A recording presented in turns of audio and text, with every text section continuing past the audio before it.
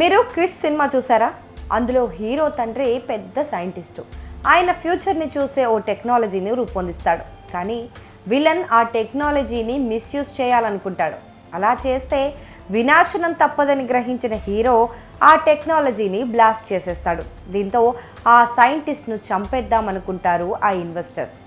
ఇంతకీ ఈ కథ ఇప్పుడెందుకు అనుకుంటున్నారా? ఎందుకంటే సంచలనం సృష్టించిన సుచీర్ బాలాజీ డెత్ మిస్టరీలో కొన్ని విషయాలు బయటపడుతుంటే ఇంచుమించు ఈ కథే గుర్తొస్తోంది.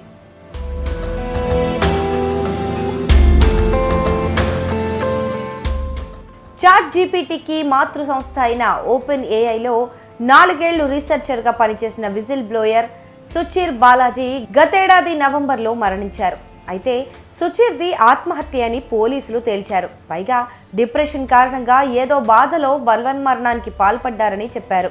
కానీ తన కుమారుడిది ఆత్మహత్య కాదని, హత్యే అని అతడి కుటుంబ సభ్యులు వాదించారు. బాలాజీ తల్లి పూర్ణిమ పోలీసులు చెప్పేది పచ్చి అబద్ధం అనుకొని ప్రైవేట్ ఇన్వెస్టిగేటివ్ సంస్థల ద్వారా కేసును మళ్లీ విచారించడం మొదలుపెట్టారు. ఈ విచారణలో బయటపడ్డ కొన్ని ఆధారాలు చూసి అంతా ముక్కున వేలేసుకుంటున్నారు. అంతేకాదు, ఈ అంశంపైన టెక్ సామ్రాజ్య దిగ్గజం ఎలన్ మస్క్ స్పందించడంతో ఈ టాపిక్ మరింత సంచలనంగా మారుతోంది.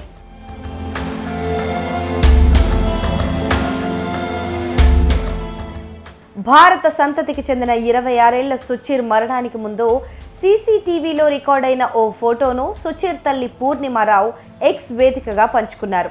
ఆ ఫోటోలో అతడు ఫుడ్ పార్సల్స్ పట్టుకొని లిఫ్ట్ ఎక్కుతున్నట్లు కనిపిస్తోంది. అందులో తను బాధలోనో డిప్రెషన్లోనో ఉన్నట్లు ఏమాత్రం కనిపించట్లేదు అని ఆమె తెలిపారు. సుచీర్ చనిపోయిన రోజు రాత్రి 7:30 సంబంధించిన ఫోటో ఇది. చీఫ్ మెడికల్ ఎగ్జామినర్ కార్యాలయం ఈ వీడియోను చూసింది. అయినప్పటికీ అతడు డిప్రెషన్కి లోనయ్యాడని, ఆత్మహత్య చేసుకున్నాడని నిర్ధారించారు పోలీసులు. అంతేకాదు, అతడు చనిపోయిన 3 రోజుల తర్వాత నిర్వహించిన శవ పరీక్షలో కూడా డ్రగ్ మోతాదు ఎక్కువగా ఉందని తెలిపారు. అయితే అది తప్పని మేము చేయించిన రిపోర్ట్లలో తేలింది. దీనిపై టాక్సికాలజిస్ట్ నివేదిక కోసం ఎదురు చూస్తున్నాం అని పూర్ణిమారావు పేర్కొన్నారు. ఇదిలా ఉంటే సుచీర్ హత్యకు దీర్ఘకాలంగా స్కెచ్ వేస్తున్నట్లు ఆమె మరో పోస్ట్లో ఆరోపించారు. పైగా సుచీర్ మరణించిన రోజు ఆ అపార్ట్మెంట్ గ్యారేజ్లో ఎలివేటర్లో ఎలాంటి సీసీటీవీలు లేవు. వాటి చుట్టుపక్కల ప్రాంతాల్లో కొన్ని ఉన్నా అవి పనిచేయకపోవడం వెనక కారణాలేంటని అనుమానం వ్యక్తం చేశారు. అయితే ఈ పోస్ట్ కిందే అవును ఇది ఆత్మహత్య కాదు అనిపిస్తోంది అని టెక్ దిగ్గజం ఎలన్ మస్క్ కమెంట్ చేయడం మరింత చర్చకు దారితీస్తోంది.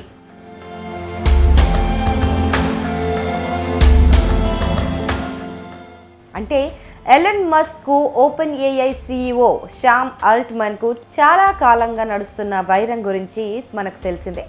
వాస్తవానికి ఓపెన్ ఏఐను 2015లో మస్క్ ఆల్ట్మన్లే ప్రారంభించారు. అయితే 3 ఏళ్ల తర్వాత మనస్పర్ధలతో వీరిద్దరూ విడిపోయారు.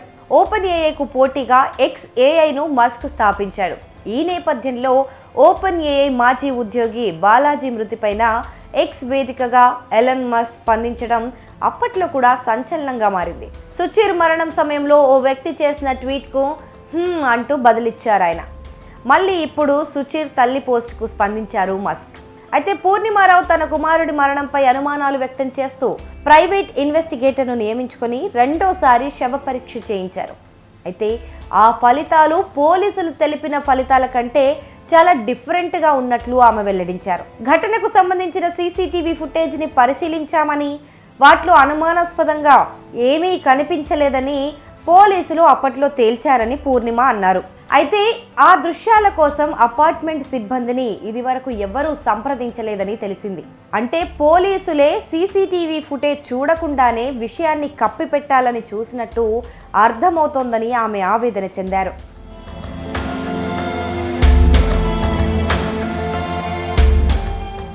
మరోవైపు సుచీర్ మృతిపై టెక్ సంస్థ సైతం స్పందించింది.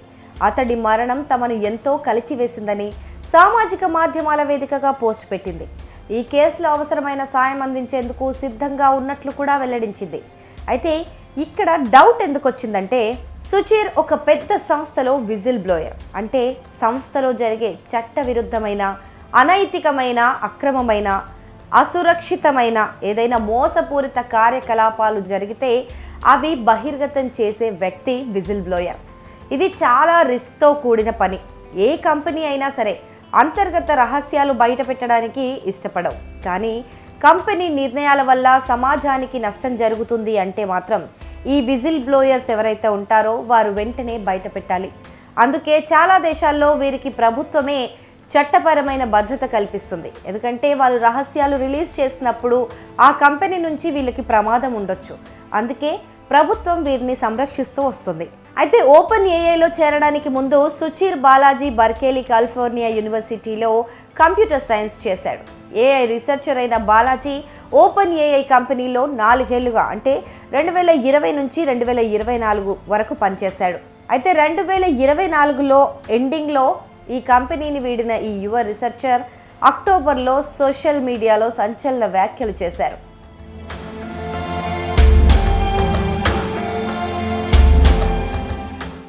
తాను ఓపెన్ ఏఐని వీడడానికి గల కారణాలు తెలిస్తే ఎవ్వరూ తట్టుకోలేరు అంటూ న్యూయార్క్ టైమ్స్కు ఇచ్చిన ఓ ఇంటర్వ్యూలో సుచీర్ బాలాజీ షాకింగ్ కామెంట్లు చేశాడు.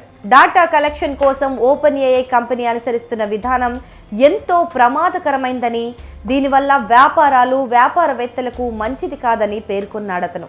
అలాగే చాట్ జీపీటీ లాంటి సాంకేతికతలు ఇంటర్నెట్ను నాశనం చేస్తున్నాయని, చాట్ జీపీటీని అభివృద్ధి చేయడంలో ఓపెన్ ఏఐ అమెరికా కాపీరైట్ చట్టాన్ని కూడా ఉల్లంఘించిందని ఆరోపించాడు.